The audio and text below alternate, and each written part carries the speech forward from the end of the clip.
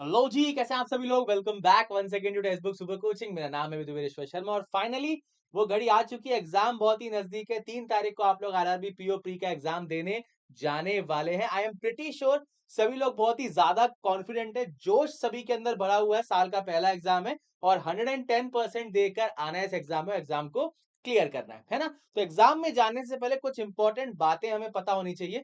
ये सेशन खासकर उन व्यक्तियों के लिए काफी इंपॉर्टेंट है जो लोग पहली बार एग्जाम देने जा रहे हैं। तो छोटा साइज सेशन में रखने वालों बेसिक कुछ पॉइंटर्स जो आपको ध्यान रखने हैं एग्जाम में जाने से पहले, उन सभी पॉइंटर्स को हम इस सेशन में डिस्कस करने वाले हैं, है ना? चलो, सबसे पहली बात आती है इंपॉर्टेंट डॉक्यूमेंट्स क्या हमें कैरी करने हैं। सबसे इंपॉर्टेंट एडमिट कार्ड। अगर अभी तक आपने एडमिट कार्ड का प्रिंट आउट नहीं निकलवाया है, जल्दी से जाकर अभी सेशन देखने के तुरंत बाद प्रिंट आउट निकलवा लो। बेहतर होगा कलर कॉपी निकलवा लो, थोड़ा सारी की सारी डिटेल्स अच्छे दिखती हैं, बट ब्लैक एंड व्हाइट में भी काम चल जाएगा। ठीक है, तो एडमिट कार्ड की कॉपी निकलवा लो भाई, है ना? और हो सके तो 2 कॉपी निकलवा लेना। बारिश का टाइम है, बाय चांस कुछ दिक्कत परेशानी हो तो आप अपने 2 जेरोक्स, अपने 2 प्रिंट आउट निकलवा लेना। उसी के साथ आईडी प्रूफ चाहिए होगा।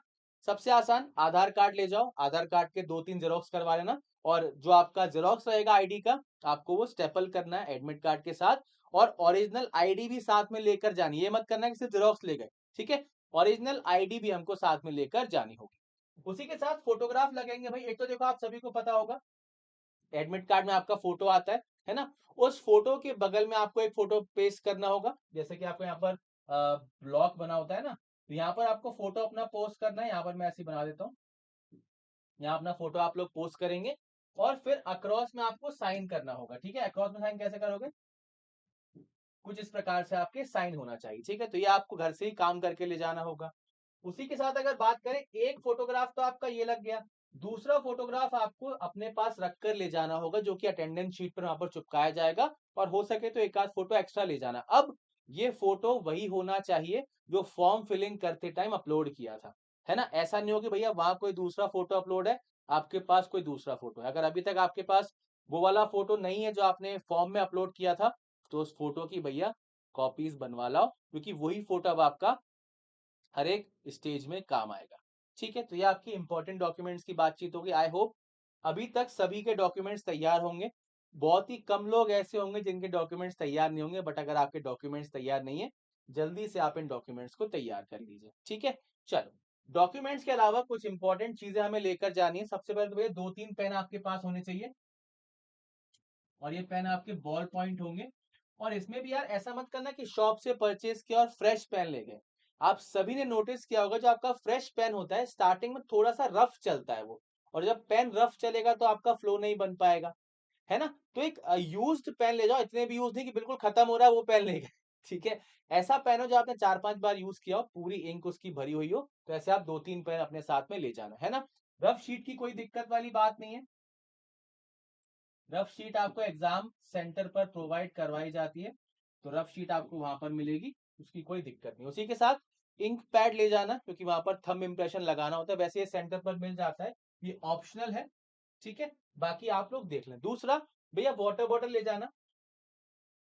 वाटर बॉटल कैसे? जो आपकी नॉर्मल बिस्लरी वाली बॉटल आती है ट्रांसपेरेंट, जिसमें कोई कलर नहीं होता। कुछ जैसे कई लोग ले जाते हैं वो फ्लास्क स्टील वाली बॉटल, वो तो अलाउ नहीं करेंगे, क्योंकि उसमें भाई ट्रांसपेरेंट दिख ही नहीं रहा कुछ। आप तो कुछ भी ले जा सकते हो, है ना? तो सिंपल सी आपकी जो बिस्लरी वाली बॉटल आती है, सिंपल सी पैकेज बॉटल, वो ले जाओ। क्योंकि बीच में प्यास लग रही है, उठ के थोड़ी जाओगे। और प्यास लग रही है, फिर दिमाग तक आपकी संकेत धीरे धीरे पहुंच रहा है, ये भी हम अफोर्ड नहीं कर सकते। तो अपनी वाटर बॉटल ले जाना, मेक श्योर करें ऐसी बॉटल जो ट्रांसपेरेंट हो।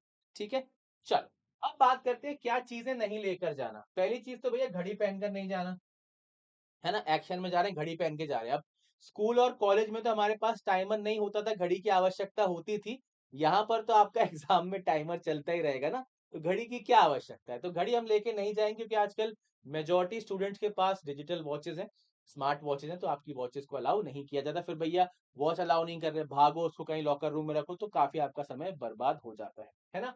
अगर आप कोई ज्वेलरी पहनते हैं, चेन पहन रहे हैं, इयररिंग पहन रहे हैं, अंगूठी पहन रहे हैं, जो भी अगर आप ज्वेलरी पहनते हैं, चाहे आप मेल हो चाहे फीमेल हो, उन्हें घर पर उतार कर रख कर जाना। किसी को हमें रईसी नहीं दिखानी, है ना? हम एग्जाम देने जा रहे हैं, वहां पर हो सकता है इन चीजों के लिए आपको डिसअलाउ कर दिया जाए। उसी के साथ आप अगर जीन्स पहने, पैंट पहने, ऐसी पैंट पहने जिसमें बेल्ट की आवश्यकता ना हो, बेल्ट्स भी निकलवा दी जाती हैं, तो वो भी आपको फिर एक हेडेक होगा, कहाँ जाए, कैसे सबमिट करें।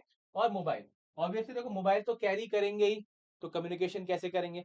तो मोबाइल अगर आप कैरी कर रहे हैं तो एक प्रॉपर लॉकर रूम में रखना, और एग्जाम सेंटर में घुसने से पहले व्यवस्था चेक कर लेना कहाँ पर आप लॉकर रूम में रख सकते हो, क्योंकि एंड टाइम पे फिर भाग दौड़ होगी, फिर आप पैनिक कर जाओगे और उसका इम्पैक्ट आपका एग्जाम पर पड़ जाएगा।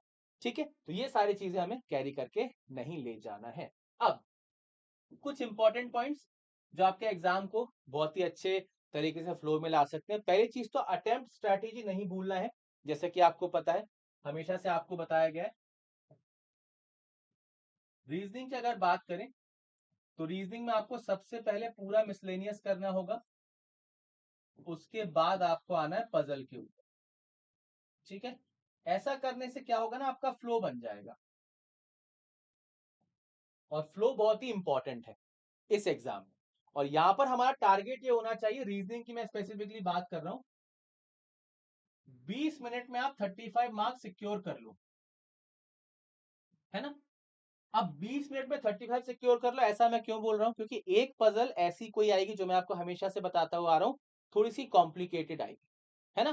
तो उस पजल को सॉल्व करने के लिए आपके पास ample amount of time end में होना चाहिए, नहीं भी बचा तो आप उसको स्किप कर सकते हो। दूसरा बहुत ही इंपॉर्टेंट चीज, जो स्किपिंग वाला पार्ट है ना, उसको थोड़ा जल्दी करना, है ना? कई स्टूडेंट्स होते हैं जो किसी क्वेश्चन में कंफर्टेबल नहीं होते, कुछ को सर्कुलर नहीं पसंद, कुछ को फ्लैट एंड फ्लोर नहीं पसंद, कुछ लोगों को डेट वाले क्वेश्चन समझ में नहीं आते। तो अगर आपको ऐसा कोई क्वेश्चन दिख रहा है, उसको पढ़ो ही मत, उसमें दिमाग ही मत लगाओ, उसको मार्क फॉर रिव्यू नेक्स्ट करके छोड़ दो अभी के लिए, उसको आप एंड में जो आपके 5 मिनट बचेंगे वहां पर देखना है।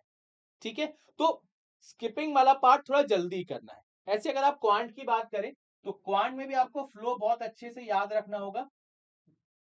पहले आप स्पीड मैथ्स करेंगे, स्पीड मैथ्स आपकी पूरी हो जाएगी, उसके बाद आप डीआई पर जाएंगे, उसके बाद फिर आप अरिथमेटिक पर जाएंगे, है ना? अरिथमेटिक और डीआई में आप चेंजेस कर सकते हो, बट दिक्कत क्या होती है कई स्टूडेंट के साथ, क्योंकि अरिथमेटिक ज्यादा अच्छे से पढ़ी नहीं होती, डीआई की प्रैक्टिस ज्यादा की होती, तो आप स्पीड मैथ्स के बाद डीआई कर सकते हो, डीआई के बाद अरिथमेटिक। पूरा का पूरा फोकस होना चाहिए फ्लो के ऊपर, पहले क्वेश्चन से लेकर 80वें क्वेश्चन तक प्रॉपर फ्लो होना चाहिए।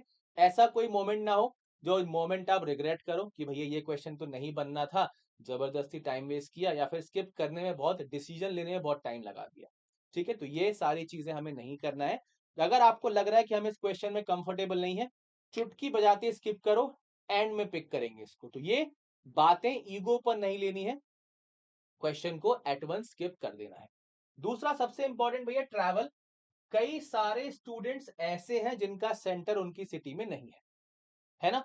तो इट्स बेटर कि भैया क्या होता है, हम कई बार क्या करते हैं, मॉर्निंग में अगर हमारा एग्जाम है, मॉर्निंग में ही पहुंचते हैं। तो अगर आपकी स्थिति अलाउ करती है, टिकट्स वगैरह आपको मिल जाते हैं, अगर ऐसा कुछ सीन बन जाता है कि आप एक दिन पहले पहुंच जाओ, तो एक दिन पहले भैया आप उस सिटी में पहुंच जाओ ताकि अपना एग्जाम दे लो। और जिनका सेम सिटी में है, थोड़ा भैया ध्यान रखो, पूरे ऑलमोस्ट पूरे इंडिया में इस समय हैवी रेनफॉल का अलर्ट है, तो देयर आर चांसेस कि आप जब पेपर देने जा रहे हो उस समय बारिश हो सकती है ना? तो ये बिल्कुल मत करना भीगते हुए जा रहे हैं या मजे करते हुए जा रहे हैं। आप अगर टू व्हीलर से जा रहे हैं, बाकायदा रेनकोट पहन के जाइए। पब्लिक ट्रांसपोर्ट से जा रहे हैं, कोई दिक्कत वाली बात नहीं, अपनी कार से जा रहे हैं तो भी कोई दिक्कत वाली बात नहीं, है ना? तो तैयार रहना हर सिनेरियो के लिए, बहुत भयानक बारिश भी हो सकती है और बहुत तेज गर्मी भी हो सकती है, दोनों सीन के लिए तैयार है। तो आप भैया ट्रैवल अपना आज ही फिगर आउट कर लो, सेंटर तक कैसे पहुंचना है। रिपोर्टिंग टाइम के आधा घंटे पहले पहुंचना, मैं एग्जाम टाइम की बात नहीं कर रहा हूँ, रिपोर्टिंग टाइम के आधा घंटा पहले पहुंच जाओ, आराम से सेंटर पर बैठो, रिलैक्स करो, वहां के वातावरण में अपने आप को थोड़ा सा घुल मिल जाओ, ताकि एक काम स्टेट में जाकर आप एग्जाम दो। मान लो एग्जाम शुरू होने के 5 मिनट पहले पहुंचो, दौड़ रहे हैं, भाग रहे हैं, पता कर रहे हैं सेंटर कहाँ है, कौन सी लैब में, यहाँ गए वहां भागे, अच्छा वो थर्ड फ्लोर पे और भाग के गए, पैनिक करते करते ऊपर पहुंचे। तो फिर उस पैनिक स्टेट में आप पेपर को शुरू करोगे तो आपका दिमाग क्या स्टेबल नहीं हो पाएगा, और एक आप फ्लो नहीं बन पाएगा, आप अच्छे से पेपर में परफॉर्म नहीं कर पाएंगे। तो मेक श्योर करें आराम से आप जो है पहुंच जाए। दूसरा, जिनका 3 को एग्जाम है भाई, जिनका 3 को एग्जाम है, आपको 2 तारीख को कुछ नहीं पढ़ना, जिनका 4 को एग्जाम है आपको 3 को कुछ नहीं पढ़ना। कोई कितना भी पढ़ा रहा हो, कैसी भी मैराथन हो, कोई भी क्लास हो, कोई भी इंपॉर्टेंट हो, कुछ नहीं करना, ठीक है? एग्जाम के एक दिन पहले बिल्कुल जीरो स्टडी डे होगा, एक भी चीज नहीं पढ़नी है, आपको सिर्फ एक मॉक टेस्ट लगाना है, या अगर आपका मन हो, आपका मन बहुत ही ज्यादा विचलित हो रहा हो, तो 2 मॉक टेस्ट लगा लेना, बट पढ़ना कुछ नहीं है। क्योंकि पिछले 3 4 5 महीने से डेली हम पढ़ते ही तो आ रहे हैं, तो दिमाग आराम कब करेगा, सारी इंफॉर्मेशन सेटल कैसे होगी, है ना? तो अगर 3 को एग्जाम है, 2 को जीरो स्टडी डे, 4 को एग्जाम है तो 3 को जीरो स्टडी डे। जिनका 4 को एग्जाम है उनका तो पूरा का पूरा दिन जो है 3 का एनालिसिस देखने में चला जाएगा, या मेमोरी बेस में चला जाएगा, है ना? तो 2 तारीख वाले बिल्कुल शांत रहना, खासकर फर्स्ट शिफ्ट वाले, कुछ मत पढ़ना, एकदम रिलैक्स होकर पेपर देने जाना है। ओके, तो भाई आप सभी को एग्जाम के लिए ऑल द बेस्ट। बहुत ही अच्छे से हमने तैयारी की है, बहुत ही अच्छे से प्रैक्टिस की है। अब बस बहुत बेहतरीन परफॉर्मेंस देने का टाइम आ चुका है। तो अच्छा परफॉर्म कीजिए आप लोग एग्जाम में, हम सब यही चाहते हैं, और आप लोग डेफिनेटली अच्छा परफॉर्म करेंगे क्योंकि हमने साथ में मिलकर तैयारी की है। तो ऑल द बेस्ट, अच्छे से एग्जाम दीजिए। बाकी जो आपके अपकमिंग एग्जाम है एसबीआई पीओ और आईबीपीएस की, उनके लिए भी बैचेस आपके शुरू होने वाले हैं। तो जैसे आपका आईबीपीएस पीओ का प्री एग्जाम होगा, हम इन सारे के सारे बैचेस को भी स्टार्ट कर देंगे, और ये बैचेस आपको मिल जाएंगे banking and insurance super pack के अंदर, जिसे आप कूपन कोड विदु अप्लाई करके अपना बना सकते हैं। ओके, चलिए भाई, तो इस सेशन के लिए इतना ही रखते हैं। कोई और भी सवाल आपके मन में हो एग्जाम से रिलेटेड, तो आप मुझसे कमेंट में पूछ लेना, उन सारे के सारे सवालों का जवाब मैं आपको कमेंट सेक्शन में दे दूंगा। ऑलराइट, तो मिलते हैं एक और नए सेशन में काफी जल्दी text book banking YouTube channel पर। तब तक के लिए bye bye and take care everyone.